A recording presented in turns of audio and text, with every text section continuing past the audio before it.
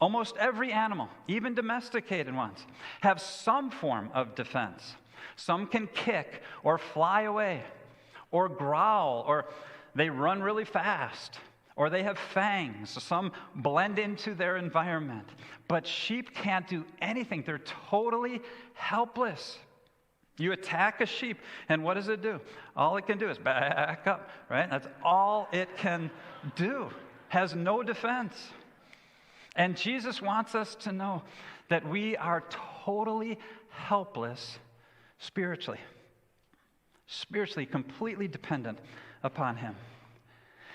Every human being, all of us, right? We have made sinful, bad choices.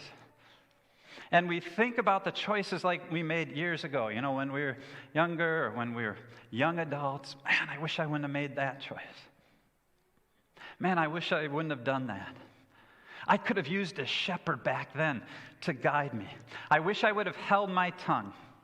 I wish I would have managed my money better. I wish I would have been more loving, more forgiving with that person, more prayerful back then. I wish I wasn't such a bonehead back then. And guess what? Your future self is going to say that of you right now. It is.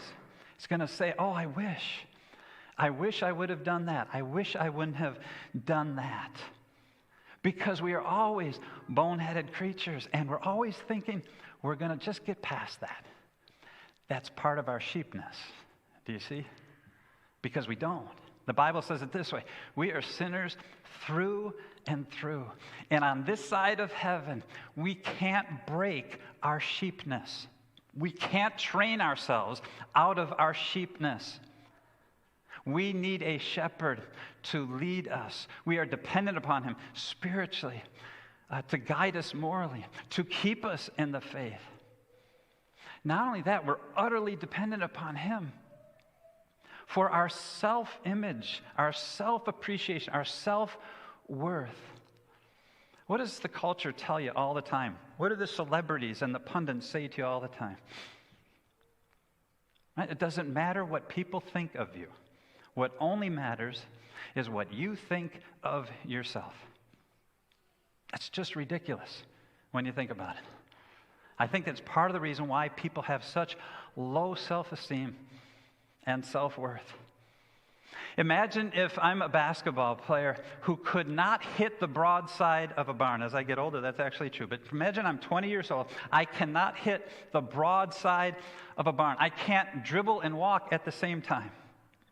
But I say I am a great basketball player. And people around me say, hey, Kirk, we love you, but you can't hit the broadside of a barn. You can't walk and dribble at the same time. Basketball is just not in your future. And I just say, but I am. I am who I am. I am a great basketball player. I am. I know who I am. All that matters is what I think of me. And you would think I'm either incredibly naive or delusional, right? Because we can't bless ourselves. We can't name ourselves. You will never feel beautiful by just going around saying, I am beautiful.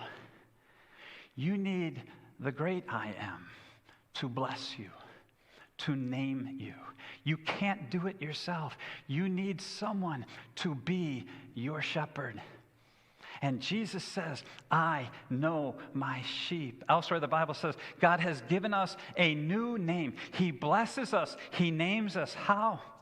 Jesus, the good shepherd, says, I lay down my life for the sheep. I love you so much, and I want to bless you and call you mine and name you. I will lay down my life for you. The Greek word for means in place of, which means the good shepherd becomes the sacrificial lamb. And Jesus is saying, I would rather lose everything, anything, rather than losing my sheep. I would rather lose heaven. I would rather lose my glory. I would rather lose my very life than seeing any of my sheep perish. He protects us from the wolves. And when Jesus hung on the cross, We're told that he was speaking Psalm 22. And verse 13 of Psalm 22 says, roaring lions, tearing their prey, open their mouths wide against me. You see, on the cross, the wolves were coming for Jesus. And in the face of snarling, bloody evil, the ravenous wolves of Satan and sin and death, in the midst of that, he does not abandon us, but rather he lays down his life. We are his. And he's saying, I will vanquish, I will break the teeth of the wolves. I'm going to lay down my life so that I can defeat the wolves once and for all for you. And beloved of God, there is no greater gospel than to know that Jesus can see you to the depths and know everything about you. And yet he says, I love you.